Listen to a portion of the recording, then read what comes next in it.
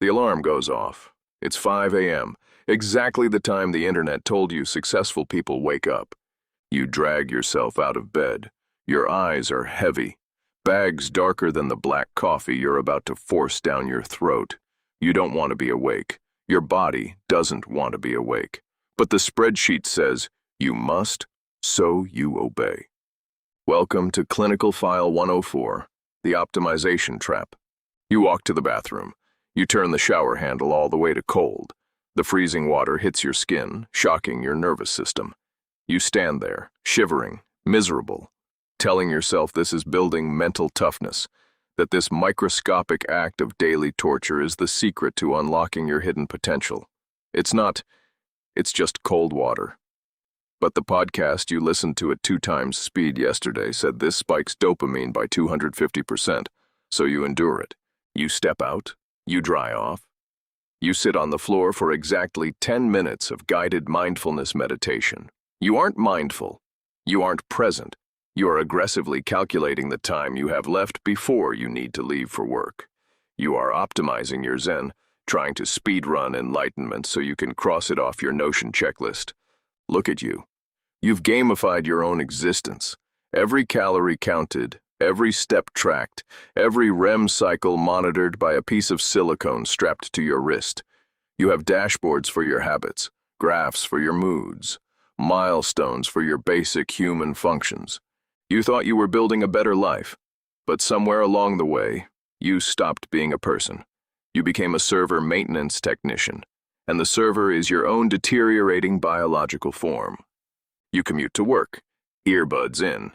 You don't listen to music anymore. Music is a waste of time. Music doesn't provide a return on investment. Instead, you listen to a tech billionaire explain how he biohacked his way out of needing sleep by consuming a powdered nutrient sludge. You nod along. You take mental notes. You are constantly consuming information, relentlessly feeding the machine, but you never actually digest any of it. It's just white noise, a distraction from the deafening silence of your own hollow routine. You arrive at the wage cage. You sit at your desk. You open your laptop. You stare at the glowing rectangle. You are highly efficient. You use the Pomodoro technique. 25 minutes of focused work. 5 minutes of staring blankly at the wall, questioning your life choices.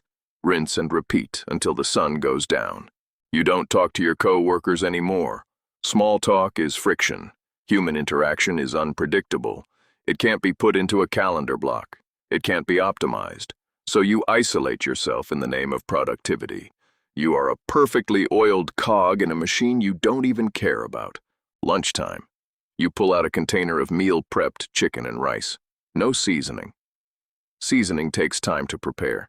It's fuel, just macro and micronutrients.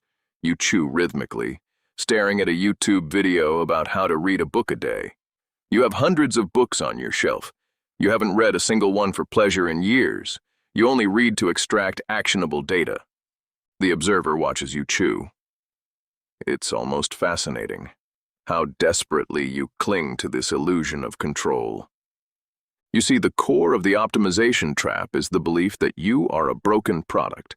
And with enough adjustments, enough hacks, enough self-discipline, you can finally fix yourself.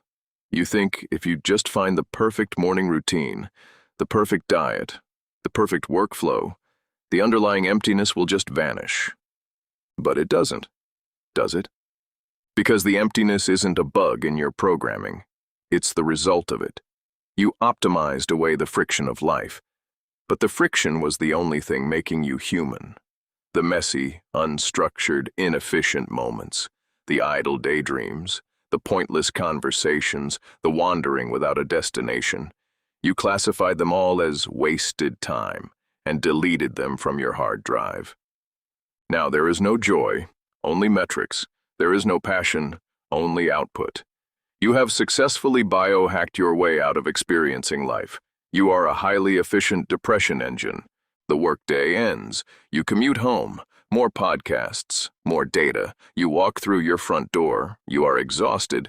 A deep, bone-weary exhaustion that no amount of optimized sleep can cure.